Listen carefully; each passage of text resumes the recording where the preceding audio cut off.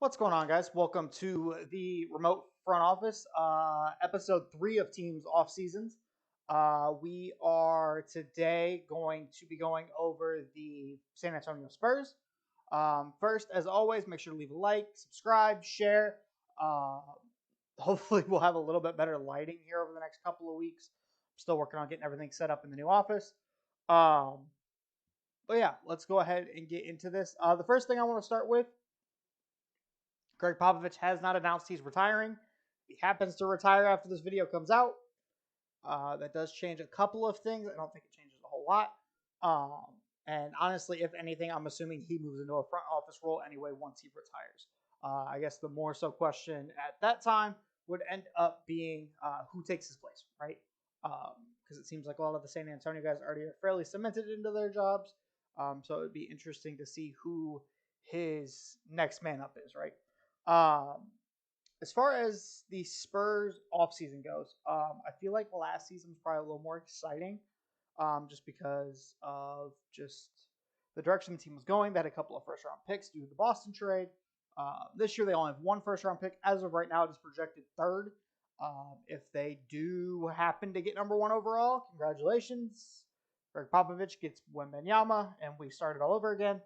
Um, but if not, I'm curious to see what their offseason looks like. So as per always, let's start with who their guys are that are coming up in free agency, and kind of what I think that it should kind of look like as far as their books go. So Romeo Langford's a restricted free agent. He's shown flashes, he's shown slight promise, but not necessarily anything that warrants a big time extension. I also don't think there will be a lot of competition for him this year either. So personally, I probably wouldn't go over a mid-level exception type offer, maybe 3 years, like $5 million a year, maybe something like that. I still think he has potential. I still think that he can show flashes. I just think he probably hasn't been enough burn, honestly, in order to show those true flashes. Next is going to be Keita Bates-Diop. He is an unrestricted free agent. Not again. This roster doesn't have any superstars, or in my mind at least, breakout superstars from this free agent class, right? I think maybe again looking at 5 to 8 million a year, something like that. And I think he kind of learns because he's not an old NBA player by any means, but he's been around a little bit, right? He's about 25, 26.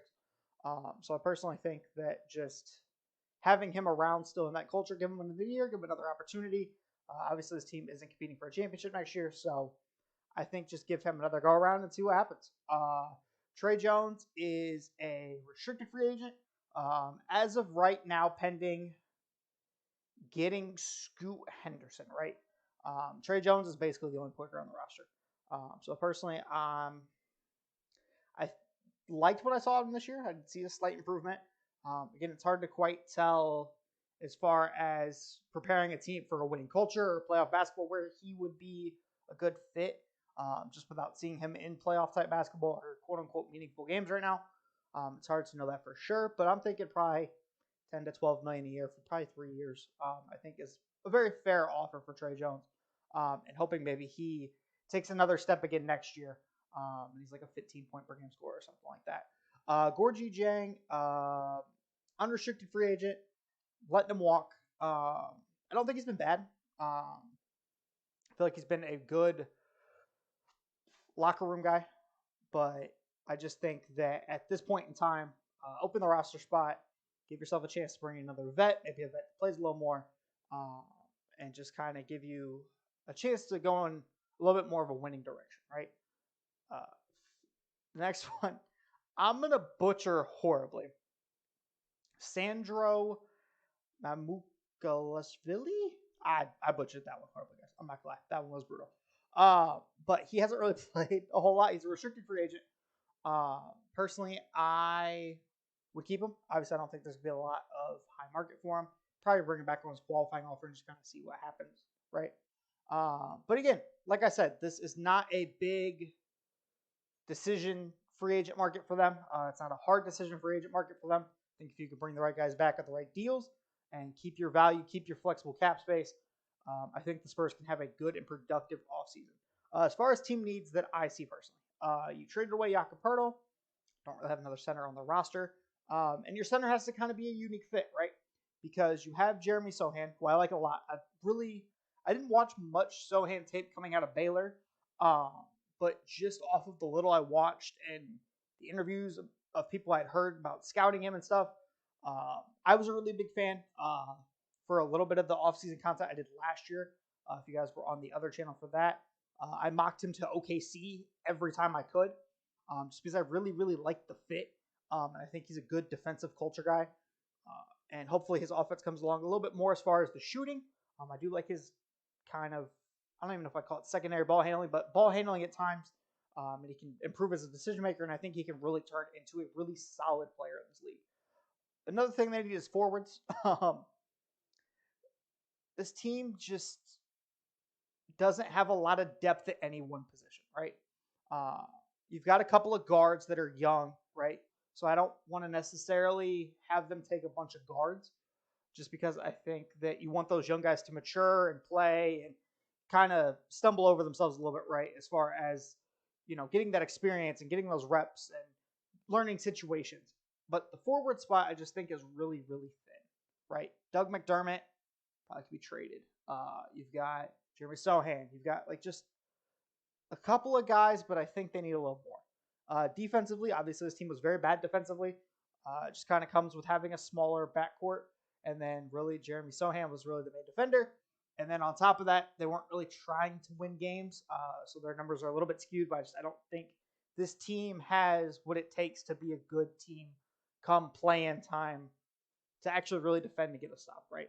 I've said this for every team we've covered so far, but vets and the right vets, just as far as making sure that you're bringing in guys that are still playing.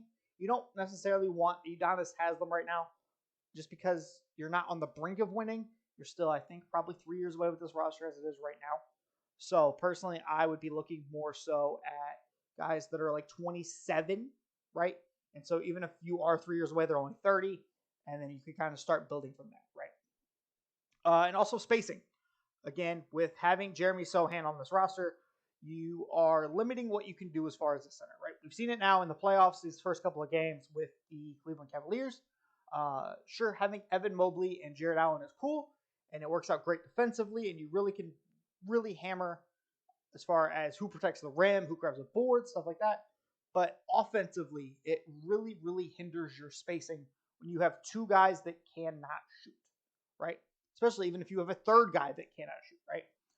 I just think that spacing is still very important. I understand that there are many different ways to build a team, but at some point you still have to have that core spacing, unless you have like a Devin Booker or Kevin Durant, guys like that, right? As of right now, though, the Spurs are projected $46.7 million in cap space. That is obviously pending what Trey Jones gets, what Romeo Langford gets, if they were making any of the unrestricted guys, stuff like that. A couple of targets I have for them.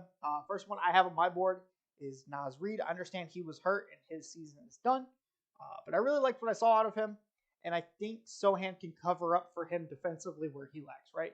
Naz Reid's going to provide some spacing. He's going to be a good scorer, but he's not necessarily a quality defensive center, right? He's a little undersized too, but I think Sohan, at least in spaces, can definitely help protect the rim for you, can help get a stop, switch a little bit, and I think really just cover overall for what Naz Reid lacks.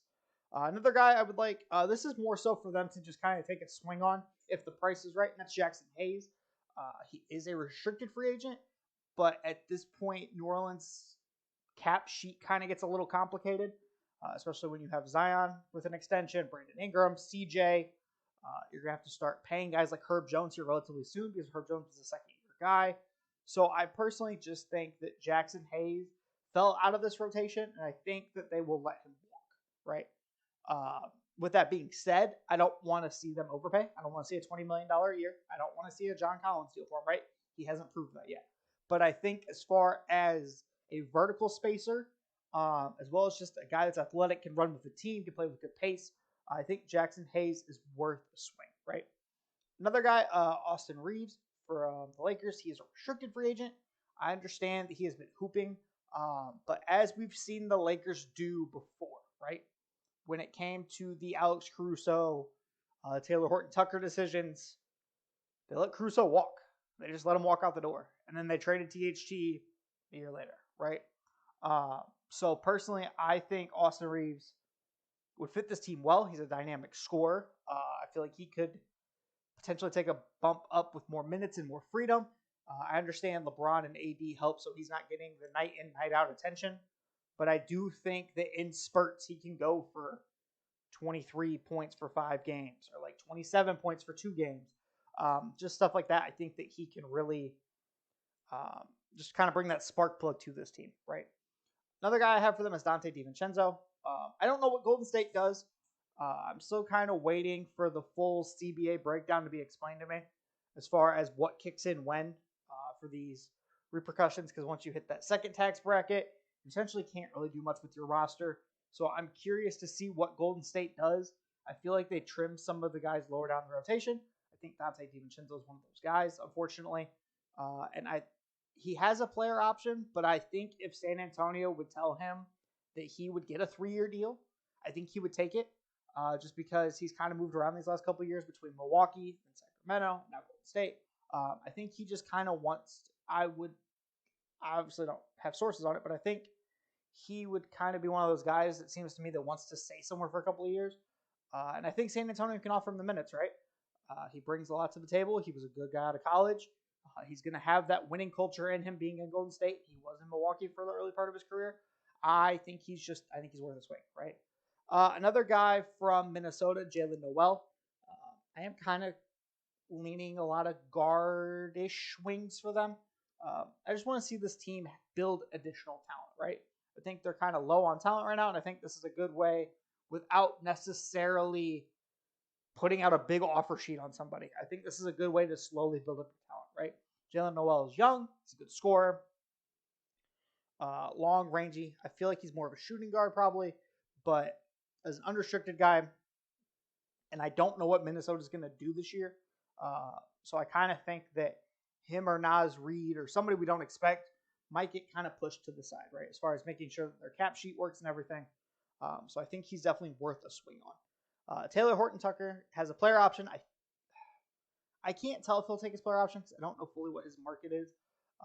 But like he showed flashes of towards the end of the year. I know, granted, it was garbage time, quote unquote, for Utah, but he's shown flashes to me of being a competent, quality role player, right? And at this point, again, I think he can kind of play a little undersized 3, probably more of a 2. And I just think that he brings talent, again, to a team that just needs some additional talent, right? The last guy I have is not going to be a big name by any stretch of the imagination. But this is a guy that I was kind of thinking to back up Trey Jones, help out Jeremy Sohan defensively. I think he's a decent playmaker. He's a solid defender. That's Frank Ntilikina. I know people may laugh because he didn't really pan out so far in his career, but I think if you're expecting him to be a 7th, 8th guy maybe, and kind of just a guy to help you get through the regular season, I think he can do that, right? I think he's been around the block enough now. He's got a little bit more veteran presence under him, and I just think that all in all, he will be a quality player to add to San Antonio's rotation, right? So that's really all I have for the Spurs. It's not much. Again, if this was last year, it would be more focused on the numerous picks that they had. With them only having one this year, it makes it a little bit difficult.